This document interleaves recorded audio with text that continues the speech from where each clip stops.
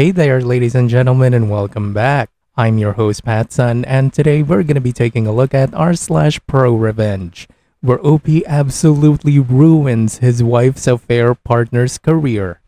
Let's begin. Mess with my wife, I will take your rank. Posted by Reddit user Mr. Gimp858. Back in 2013, I was transferred from sunny San Diego to Camp Lejeune, North Carolina.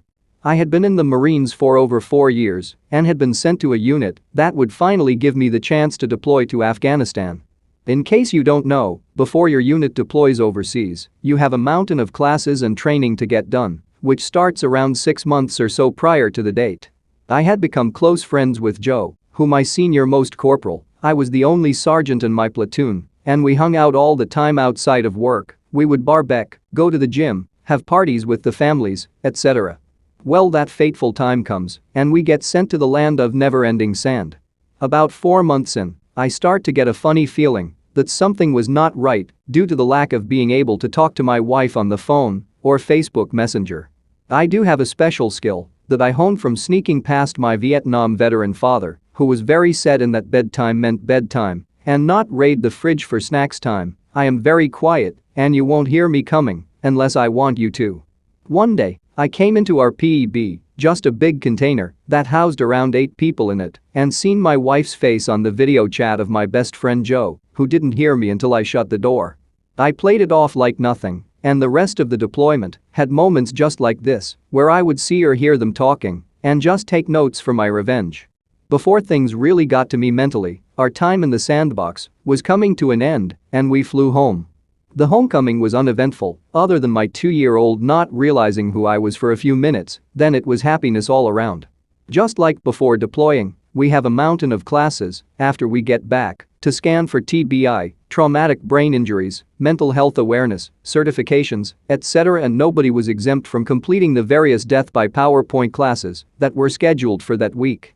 Out of nowhere, Joe had random appointments almost every day, or something would come up where it would have to leave while everyone else was stuck all day long at a class or at medical getting screened for everything under the sun.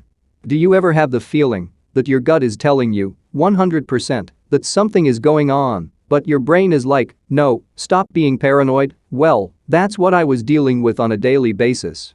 I began to follow Joe a few days a week when he would leave work early or have to make a call, and sure enough, his car would be right outside my house every single time. When I finally confronted Joe, he denied it up and down like I was going crazy and genuinely made me feel like I was offending him by the accusations.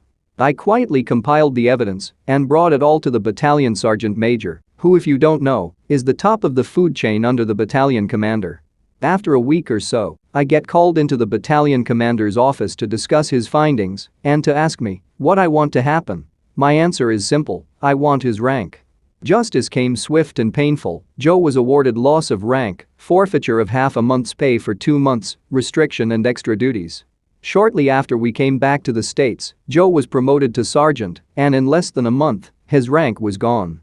I heard from mutual friends that he left his wife to be with his new girlfriend, who is also pregnant with his 3rd son. Oh, and in case you're wondering, I was trying to stay with my wife for my son, but I found out that was a huge mistake. A few months after the dust settled, I was transferred back to San Diego to go on a cruise, and my wife and I were giving this our last shot. I went underway for 2 weeks, and guess where she flies to? His house, to have their last bit of time together. After I found all of this out, I just lost any interest in being nice and making it work. I deployed on the ship and actually met my new wife there. We've been together ever since, and I have been much happier than when I was being mentally tortured by my ex. Moral of the story: don't screw your best friend's wife. Alright, so I have this question as a civilian who has zero clue about military procedures and its rules. But why would your boss/employer/officer care about what happens in your personal life? Maybe the military has a code of conduct about fellow service members causing trouble for each other, maybe? I don't know. I'm genuinely curious. Luckily, I found this comment by Reddit user for you to envy 1981, and it mostly answers it. But if any of you watching right now are in the military or ex-military, can you please add more to this in the comments below? We civilians would really appreciate it. In the military there is the UCMJ, Uniformed Code of Military Justice, that all service members are expected to abide by. As the gentleman that was messing with Op's wife was a military member, he is held against those rules. One of those rules is about adultery. Worst case of this I have ever seen was when a Marine I knew had his superior basically pressure his wife into sleeping with him. She told him afterwards due to the guilt. Was pretty hard to fight against as he was a SNCO senior non-commissioned officer senior enlisted guy at a subordinate's house while supposed to be working, and the guy was working. That gentleman got court-martialed due to abuse of rank, adultery, conduct unbecoming, and I think there was something else, but I don't remember. He was reduced all the way down to a E2, the rank just above a private, and booted from the military. The reason the military cares so much about it is it makes it hard for service members to concentrate on their jobs while they are deployed into a combat zone or on a ship for 6 months or a year if they are constantly having to worry about their brothers and sisters in the service sleeping with their spouse. When someone tried to get you fired but you have an Uno reverse card? Posted by Reddit user WordRoll. This incident blew up on March 20, 21, in the middle of lockdowns and stuff. It would probably be recognizable to people I work with, hopefully they don't read this thread haha. It's a story about someone whose ambition was bigger than their ethics and the law and it coming back to bite them. It's a bit long, sorry. TLDR at the bottom. At the time, I was working as a manager in a mid-sized business. While I was there, I was assigned a new member to my team. I'll call her Evil. Evil was in her mid-20s and was pretty fresh out of college. She was the kind of person who could talk your ear off about all of her ideas and plans and what she was working on, but never really seemed to have anything to show for it. When I talked to her about clients complaining that she wasn't getting back to them, she would always have an excuse about how difficult they were, how snowed under she was, and how she had written an email, but it must have gotten lost in spam, so on and so forth. Basically, never her fault. It got to the point where after one of our monthly meetings, I called her in and explained that if she couldn't get her tasks done, she needed to let us know so we could help delegate resources to make sure things weren't slipping through the cracks. I'll admit, I was pretty direct. Her performance was impacting the whole team, and my job was literally to keep the team on track. I get that people can be under pressure, that there can be stuff going on at home which impacts work, and that sometimes people need a bit of help, but if every time I ask about a project you say, yep, everything's good. I've got it under control, and then it all falls apart, and your only response is to blame the client, we have a problem. I explained that I wasn't going to start formal performance management or anything like that, but from now on, I'd like her to check in with me on Monday mornings for 10 minutes to go over objectives for the week and to check if she needed support with any of her clients. I know it isn't fun to be micromanaged, so I tried to keep these check-ins short and mostly just offer assistance on stuff. She clearly hated my guts though, and apparently was hatching her own ProRevenge.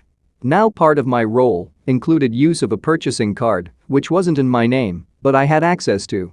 I was given the card to basically make small purchases for the office or spend up to $500 on clients. The card was kept in an office I shared with another team manager where we both could access it when we needed it. One day I get a call from accounts asking about a few abnormal purchases on the card. A Photoshop subscription, a couple of Uber Eats orders, an HBO subscription, etc. I say I don't know anything about them and they should check with the other team manager. Apparently, the other team manager didn't know anything about them either because after the weekend, I get called into the big boss's office. After my colleague and I had denied involvement, accounts had started calling Adobe and Uber and stuff to find out where the transactions were coming from. They said that not only were the accounts in my name, they were registered to an email address with my name in it too, word.roll3@domain.com or something. I can't describe what it felt like to be in that meeting. I felt physically sick. I couldn't work out what was happening. I was so shocked I didn't know what to say. I felt like I was about to get fired, and I couldn't understand how that was even possible. The director was going on about how access to the card was a privilege and that I had signed an agreement about appropriate use, and so on and so forth. I denied that I had been using it inappropriately, and the boss listened, but I could tell he wasn't that convinced. To be honest, in my head I was gaslighting myself and worrying that I had somehow saved the card in Google and maybe my wife had been accidentally using it or something. It was terrible, and I found myself apologizing and saying, "I don't know how this happened, I assure you that I know that none of those expenses are appropriate uses of company funds. There must have been some kind of mistake. Can I please have the details and look into it, etc., etc." When I finally got out of that office, job and still intact, barely, Evil was waiting for me at my office door. She was grinning from ear to ear and sweetly explained she had been waiting for our morning meeting. I told her something had come up and we'd do the meeting tomorrow, and she said, "Oh, will you be in tomorrow?" Confused, because I didn't know I was in a ProRevenge thread at the time, I just replied, "Yes, why would I not be in tomorrow?" And she just sipped her tea and said, "Oh, no reason," turned around and went back to her desk. Something felt off, but I was still worrying about what had happened with the boss, so I spent the next couple of hours calling my wife, calling Adobe, and doing the same leg work that accounts had done. It became very obvious that someone had been using my name and the company card to spend a bunch of money online. Had I been hacked or something? Personal info on the dark web, and these hackers just really wanted Photoshop and Wendy's delivered? It was the Uber Eats that was her undoing. After getting on the phone and talking through what had gone on, and obviously giving my name for the account and everything, the fellow on the phone told me where the food had been delivered. It was in our city, which made me rule out straight away any notion of my data being sold online or something. Now I was suspicious and pissed. I don't like to think the worst of people, but now I was.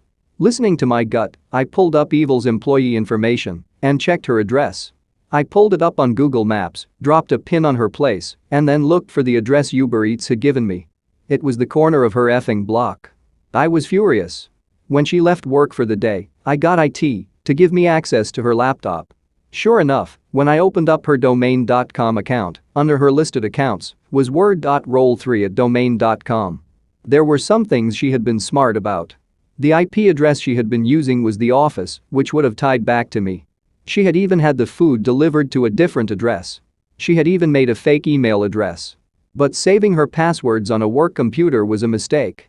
I called the boss that night and explained what I had found and kept the IT guy with me to support the fact that I hadn't just logged into her computer and made it all up. The next day, the boss called her into the office and fired her, so bad there were red trucks lining up outside the building. When she teary-eyed left his office, I made sure I was standing in the hall sipping a cup of tea. It had gotten cold while I waited for her, but still tasted sweet.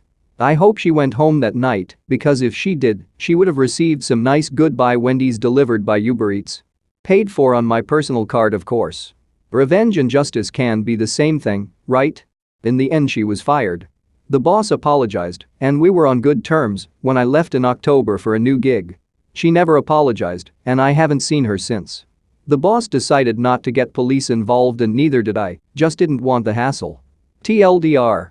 One of my fellow employees steals a company card and starts making Uber Eats and other purchases in my name to get me fired. I find her out and get her fired and send her some going away Wendy's to help her out the door. If this happened to me, I would be like, "Lady, you could have bypassed all of that scheming and just done your work properly." What a total nutcase.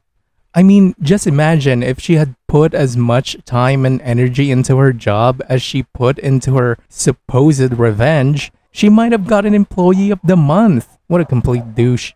But OP, you do know that you could have charged her with identity theft, right? Sure, the company decided not to press charges on their side, but you were the main victim. I checked the statute of limitations on this because she might still have your information and could still use it. Be very careful, OP.